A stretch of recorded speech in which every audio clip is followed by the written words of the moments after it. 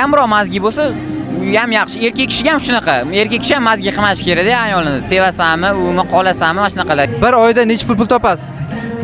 400-500. Nima ish bilan shug'ullanasiz? Bloger sohasida rus tilida blog yuritib boraman Toshkentda. Zo'r ketamiz, ko'z tegmasin. Live formatda olaman, o'zimni hayotimni olib boraman. Men masalan mazaga keldim, mazani olaman. U yoqqa bordim, yoni olaman. Sayohat, har xil, masalan, har xil kafelarni, zavedeniyalarni olib boramiz. Toshkentda komfortni yashash uchun necha pul topish kerak deb o'ylaysiz? O'zimdan kelib chiqqanda kvartira ani olmayman.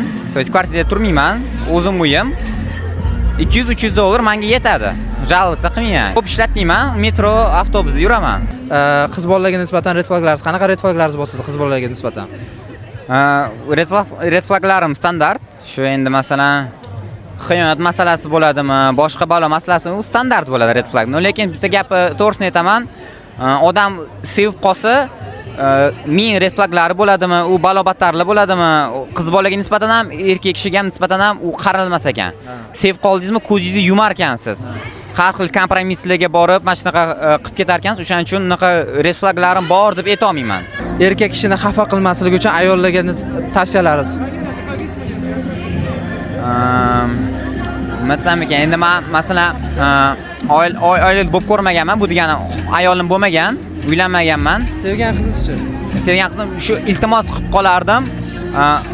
Bo'lma qursasi talagan bosh qotirsa-da, erkak kishiga yoqmaydi. Erkak kishi nima, moli ko'chada yuradi, pul topish xarajatida u bunda ayol kishilar ko'p savol javoblar qilib, qattasan, nimasan, usan, busan, bu kimida deyursa, o'sha ham ozgina dezmotivatsiya bo'lib qoladigan fikrdaman. Qisqacha qilib aytganda, ayol kishi erkak kishi mazgisini qo'rqmash kerak, faqatgina erkak kishini podderishka qilish kerak bo'ldi. Qo'pol qilib aytganda, men chiroyli aytishga harakat qildim. Kamroq mazgi bo'lsa, u ham yaxshi. Erkak kishiga ham shunaqa. Erkak kishi ham mazgi qilmash kerak-da ayolini. Sevasanmi, uni qolasanmi, mana shunaqalar.